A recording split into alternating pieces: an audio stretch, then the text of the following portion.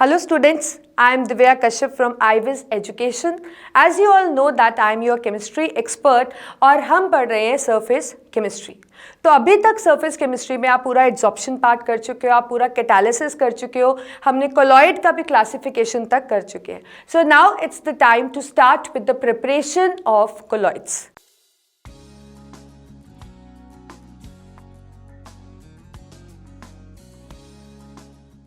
ठीक है, तो देखिए जब हम कोलॉइड्स को प्रिपेयर करते हैं तो जैसे कि हमने क्लासिफिकेशन की थी, हमें पता है कि हमारे पास दो तरह के कोलॉइड्स होते हैं. एक तो आपके पास होते हैं लायोफिलिक कोलॉइड्स, राइट, और एक हमारे पास होते हैं lyophobic colloids. And as you know that there is a difference between the lyophilic and the lyophobic, क्योंकि जो lyophilic है उसमें तो आपको पता है कि जो dispersion medium है और जो dispersion phase है उन दोनों के बीच में अच्छा interaction है. They have quite good interaction between them. But अगर हम lyophobic की बात करते हैं तो वहाँ पे dispersion medium और dispersion phase के बीच में interaction नहीं है, right. So they actually repel each other. तो हमें उनको बनाने के लिए एक अलग प्रोसेस यूज करना पड़ेगा. But as far as lyophilic is concern तो उसको बनाने के लिए काफ़ी सिंपल मेथड्स इन्वॉल्व होते हैं. अब क्योंकि यहाँ पे इंट्रैक्शंस का डिफरेंस आ जाता है, like in lyophilic there is a good interaction but in lyophobic the interaction is not so good. So that is the reason we need to employ different methods in order to make lyophilic and lyophobic.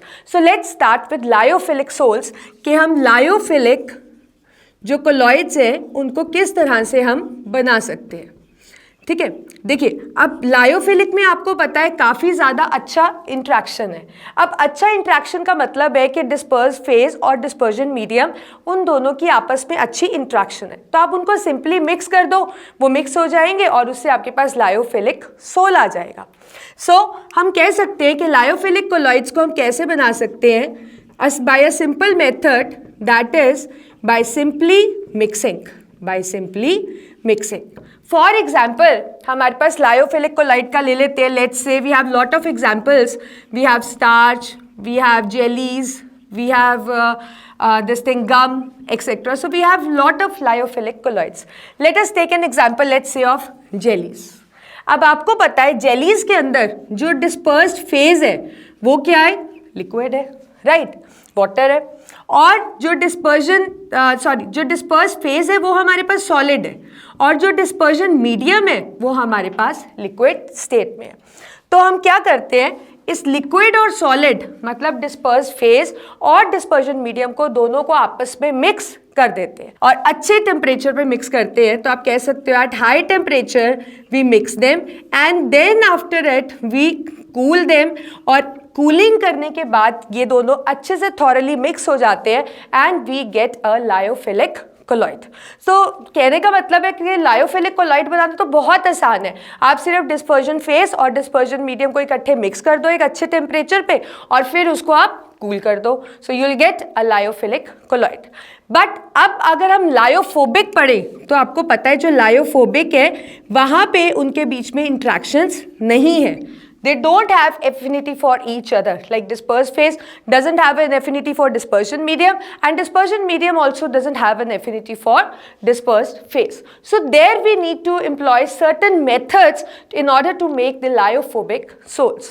तो काफ़ी method है जो हम use कर सकते हैं. Let us list them first.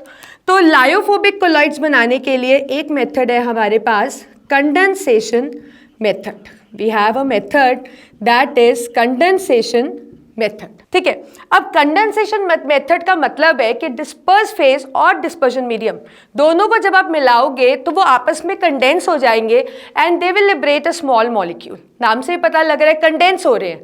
They are getting condense and some small molecule is removed. So we'll do one method because we have the subtypes also. तो ये जो कंडेंसेशन मेथड है इसमें जब हम डिस्पर्स फेज डिस्पर्जन मीडियम को condense करेंगे so I think you know that मैंने आपको बता दिया कि a small molecule will be release. तो कंडेंसेशन मेथड से भी बनाने के लिए we have different sub methods. कौन कौन से हैं देख लेते हैं. We can prepare it by chemical reaction, we can prepare it by excessive cooling, right? We can prepare it by exchanging solvent.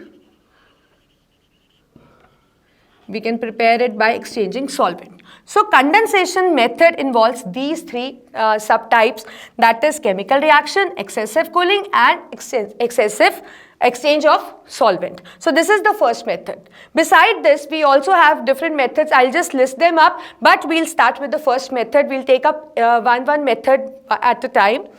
तो दूसरा मेथड जो हमारे पास है, that is dispersion method. दूसरा मेथड जो है, इसको मैं इस तरीके से पहले लिस्ट अप कर रही हूँ ताकि आप बाद में कंफ्यूज ना हो जाओ कि कौन सा मेथड किसका सब टाइप है. So this should be clear in your mind. तो दूसरा मेथड है हमारे पास डिस्पर्जन मेथड. अब डिस्पर्जन मेथड्स में भी हमारे पास आगे दो तरह का डिस्पर्जन है. One we have mechanical dispersion and other we have Bredig's arc method. Right, तो ये आपके पास दो तरह का डिस्पर्जन है. राइट, तो second method is this and the third method is the peptization method. तीसरा मेथड कौन सा है आपके पास? Peptization method. So by these three methods we can actually prepare this lyophobic sole, that is the sole in which the dispersed phase and dispersion medium they don't have affinity. Right, so let us start with condensation first. पहले हम condensation को पढ़ लेते हैं अच्छे से कि condensation से किस तरीके से आप लायोफोबिक सोल बना सकते हो. राइट, तो देखिए लायोफोबिक सोल बनाने के लिए पहला मेथड हम पढ़ रहे हैं कंडेंसेशन. अब जैसे कि मैंने आपको बताया कंडेंसेशन के अंदर आपके पास फर्दर काफ़ी मेथड्स हैं. Like we have chemical reaction, we have excessive cooling, we have exchanging solvent. Let us take up chemical reaction first. तो केमिकल रिएक्शन मेथड से हम लायोफोबिक सोल बना सकते हैं. We have different methods which different type of chemical reactions that we can use. For example we can use a chemical reaction that is oxidation. हम oxidation को use कर सकते हैं. अब फॉर एग्जाम्पल मैं आपको बताती हूँ, अगर सपोज मुझे सल्फर का सोल बनाना है तो मैं इस मेथड से, इस केमिकल रिएक्शन से मैं बना सकती हूँ. कैसे? देखिए सल्फर का सोल बनाने के लिए मैं हाइड्रोजन सल्फाइड ले लेती हूँ और उसमें मैं ब्रोमीन ऐड कर रही हूँ. तो ये दोनों आपस में जब रिएक्ट करते हैं तो इससे हमें मिलता है HBr and along with that we get the sulphur sol. Right, so that means oxidation reaction से आप देख रहे हो कि यहाँ पे आपके पास सल्फर सोल आ रहा है. राइट, अब इस रिएक्शन में हुआ क्या? देखिए ऑक्सीडेशन किसकी हुई, कौन रिड्यूसिंग एजेंट है? अब यहाँ पे इस रिएक्शन में जो ब्रोमीन है that is getting converted to Br negative.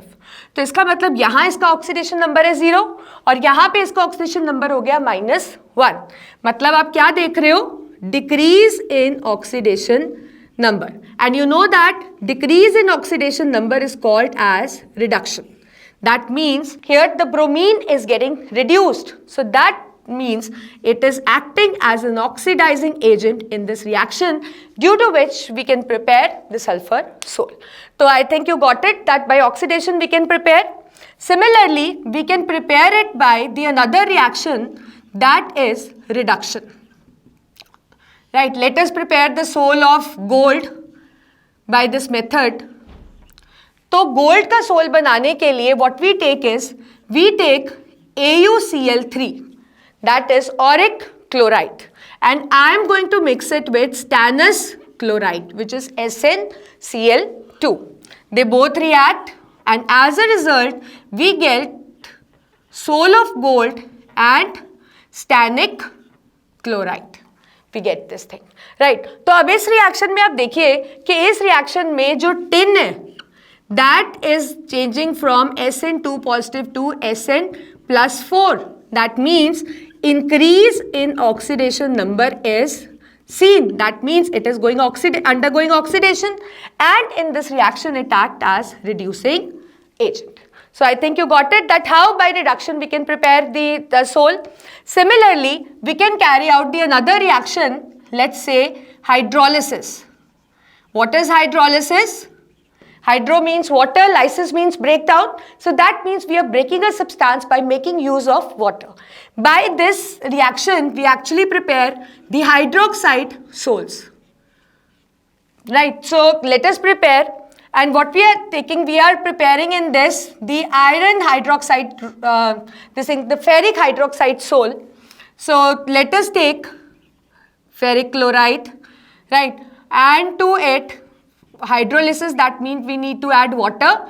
And as a result, we get this ferric hydroxide sol. Along with that, we get HCl. So you can prepare by the technique that is the hydrolysis also. We have one more reaction by which we can prepare the lyophobic sol, that is double decomposition or double displacement. By this, we can actually prepare the arsenic sulfide sol. See how?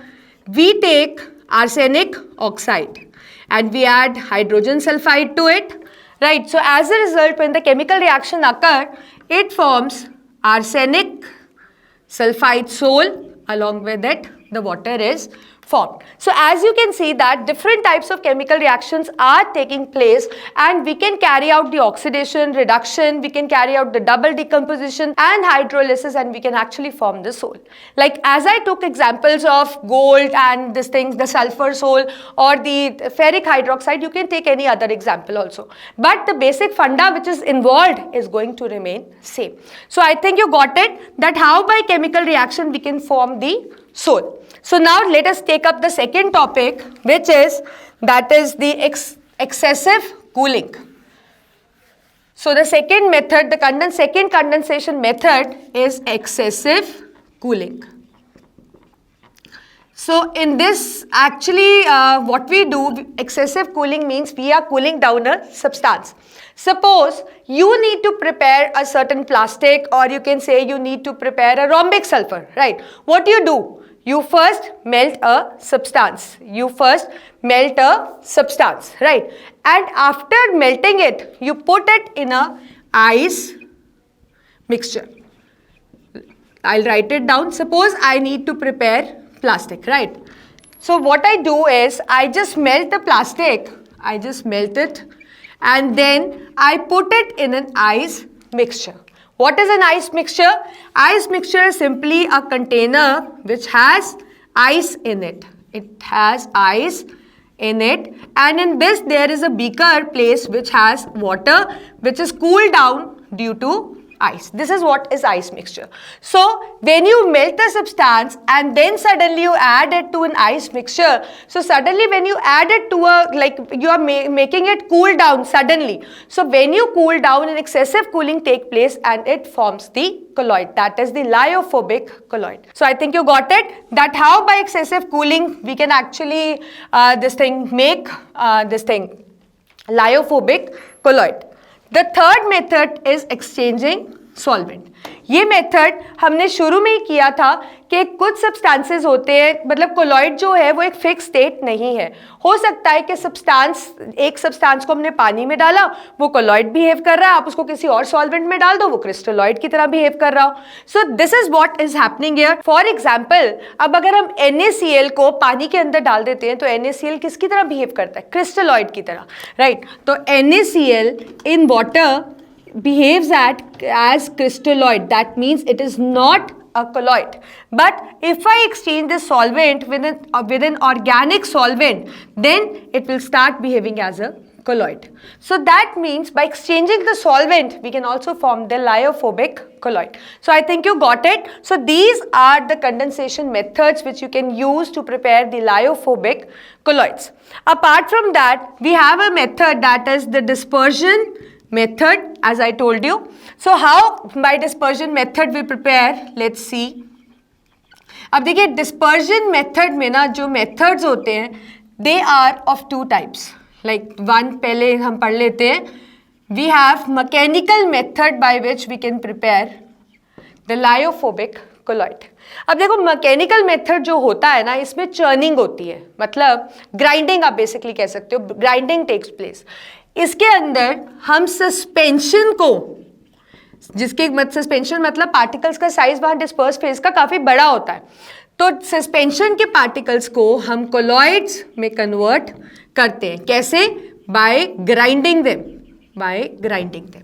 अब देखिए कैसे करते हैं, इसके लिए हमारे पास एक proper apparatus होता है। आपने आटा चक्की देखी होगी, आटा चक्की के अंदर क्या होता है, आप फ्लोर डालते हो, उसमें ऊपर वाली चीज़ घूमती है और जो मतलब जो आपका फ्लोर है वो मतलब उससे आपका आटा पिस जाता है, राइट। पर यहाँ पे टेक्निक थोड़ा सेम है पर थोड़ा डिफरेंट तरीके से है। यहाँ पे 2 मेटल डिस्क होती है। क्या होती है? 2 मेटल डिस्क, राइट। और यहाँ से पोर करने के लिए हमारे पास जगह है। तो हम क्या करते हैं, यहाँ से हम इसमें सस्पेंशन डालते हैं। तो सस्पेंशन यहाँ पहुँच जाती है, जो ये स्पेस है यहाँ पे आ जाती है, ठीक है। अब क्या रहता है कि जब ये रोटेट करती है मेटल डिस्क, तो यहाँ पे जैसे आटा चक्की में तो सिर्फ एक डिस्क ही, एक साइड ही रोटेट करती है, पर यहाँ पे दोनों चीजें रोटेट करेंगी, ऊपर वाली भी नीचे वाली भी, both will rotate and they will rotate in opposite direction. Suppose अगर ये एंटी क्लॉकवाइज रोटेट कर रही है तो जो नीचे वाली होगी वो क्लॉकवाइज रोटेट करेगी, ठीक है। इनका रोटेशन काफ़ी फास्टर रहता है, अप्रॉक्सीमेटली 7000 रेवोल्यूशंस पर मिनट देखने को मिलती है अप्रॉक्सीमेट। तो क्या होता है, जब ये घूमती है इस तरीके से, मिल जब घूमती है तो ये एंटी क्लॉकवाइज और ये क्लॉकवाइज घूम रही है, तो इसके बीच में जो सस्पेंशन के पार्टिकल्स हैं वो टूट जाएंगे। सस्पेंशन के पार्टिकल्स क्या होते हैं? More than 1000 nanometre. So they will break down and then as a result they will fall in the range of colloidal range, that is 1 to 1000 nanometer. So that means we have the colloid now. समझ गए आप कि mechanical dispersion में हमने 2 disc लिए, हमारे पास apparatus है, जगह है, सस्पेंशन डाला, ऑन किया, दोनों डिस्क घूम रही हैं, उन्होंने पार्टिकल्स को ग्राइंड कर दिया स्मॉलर साइज में और सस्पेंशन के पार्टिकल्स फाइनली कोलॉइडल रेंज में आ गए and we get colloid. So this is mechanical dispersion. Now, Braddock's arc method is very important and you frequently get question based on this. अब देखिए यहाँ पे कैसे हम disperse करते हैं. In Braddock's arc method, again we take a ice mixture. अब ice mixture तो मेरे ख्याल आपको याद होगा, मैंने अभी आपको बताया क्या होता है ice mixture. एक container which is full of ice. You have ice in it. We have another beaker which has a water and it is being cooled down due to the ice present outside, right? अब जिसका आपको colloid बनाना है, वो metal electrodes हम इस पानी के अंदर डाल देते हैं, ठीक है। सपोज मुझे किसी भी मेटल का, लेट्स से एक एम मेटल ले लेते हैं, उसका मुझे कोलॉइड बनाना है, मैं उन मेटल को रॉड फॉर्म में इस बीकर के अंदर जिसमें पानी है उसके अंदर हम डाल देते हैं, right. Then what we do, we connected to the source of battery, let's say ये पॉजिटिव और ये नेगेटिव टर्मिनल से हमने इसको कनेक्ट कर दिया। अब क्या होगा, जब करंट पास करेंगे, करंट पास करने से क्या होगा, ये जो मेटल रॉड्स हैं they will start melting, melt होने लगेंगी। ये रॉड्स मेल्ट होकर कहाँ गिरेंगी? इस पानी के अंदर गिरती रहेंगी, राइट। अब जब मेल्ट होकर ये सब्सटेंस पानी के अंदर गिरेगा, it will form a colloid, it will form a colloid. तो बन गया हमारा कोलॉइड। अब क्वेश्चन ये है, आप भी सोच रहे होगे इसको ब्रैडिक्स आर्क मेथड क्यों बुलाया गया है? इसको इसलिए ब्रैडिक्स आर्क मेथड बुलाया गया है क्योंकि जब हम इसमें करंट पास करते हैं, we see a spark between two these metal rods which appear like an arc. That is why it is called as Braddock's arc method. So I think you got it that what is it? आपने simple सी बात है, metal rods ली, current pass किया, metal rods गर्म हो गई, उनसे melt होने लगी, पानी के अंदर गिरने लगी, पानी ठंडा है, एकदम से सडनली कूल हो जाते हैं तो क्या होते हैं? एग्रीगेशन हो जाएगी और उससे आपके पास क्या बन गया? Colloid. So by this dispersion method, now I think you know that how we can make the colloid. So the third method which we can use is peptidization. और देखिए ये जो चैप्टर है, ये जो सेक्शन है जो हम डिस्कस कर रहे हैं, ये काफ़ी इंपॉर्टेंट है। इस पर छोटे छोटे डेफिनेशन, छोटी छोटी चीज़ों पे आपको क्वेश्चंस आते हैं 1-2 मार्क्स के, तो इसको आप अच्छे से पढ़ो। And one of them peptization is very important. अब देखो पेप्टाइजेशन मेथड में क्या होता है, हम फ्रेशली प्रिपेयर्ड प्रेसिपिटेट जो होता है, हमने फ्रेशली प्रिपेयर्ड प्रेसिपिटेट बनाया, उसके अंदर हमने एक सूटेबल इलेक्ट्रोलाइट डाला। समझे आप? हमने एक फ्रेशली प्रिपेयर्ड प्रेसिपिटेट बनाया, उसके अंदर हमने एक सूटेबल इलेक्ट्रोलाइट डाला। तो जब हमने ये इलेक्ट्रोलाइट इसके अंदर डाला, उसका रिजल्ट क्या हुआ कि पार्टिकल का साइज बढ़ गया और वो कोलॉइडल रेंज में फॉल करने लगा, मतलब उसका साइज 1 से 1000 नैनोमीटर की रेंज में आ गया. For example, let's say we have this thing, a precipitate that is FeOH whole thrice. Ferric hydroxide के हमारे पास प्रेसिपिटेट है. Let us select an electrolyte, let's say FeCl3. I told you that we need a suitable electrolyte. और वो suitability क्या है? suitability ये है कि उस electrolyte के अंदर common ion होना चाहिए. अब इन दोनों में अगर आप देखते हो तो ये common ion है, ठीक है. तो ये कॉमन आयन क्या करेगा, जो हमारे पास ये प्रेसिपिटेट होगा उसके आसपास, इसमें लिखते हैं, उसके आसपास इस तरीके से ये फिजिकली एड्जॉर्ब हो जाएगा. It will adsorb on the surface of the precipitate. तो फिजिकल एड्जॉर्प्शन होने से क्या हुआ, जो सेम आयन था उसने हमारे जो प्रेसिपिटेट है उसको कह सकते हो आप सराउंड कर लिया. उससे क्या हुआ, सर्कमफ्रेंस बढ़ गया और अब ये जो बन गया कोलॉइड, क्योंकि इसका साइज बढ़ गया और ये कोलॉइडल रेंज 1 से 1000 नैनोमीटर की रेंज में फॉल होने लगा. So I think you got it. So these are the methods which we can actually use to prepare colloids. So I think you got it. But these colloids which are formed are not so pure. We need to purify also. तो अभी के video में हम सिर्फ इनका preparation हमने पढ़ा है. तो नेक्स्ट वीडियो के अंदर हम देखेंगे कि हम कैसे colloids को प्योरीफाई कर सकते हैं. तो पहले इन सारे मेथड्स को आप थॉरली लर्न करो, लिख कर देखो. Then we'll meet in the next video where we'll do the purification of colloids. Thank you.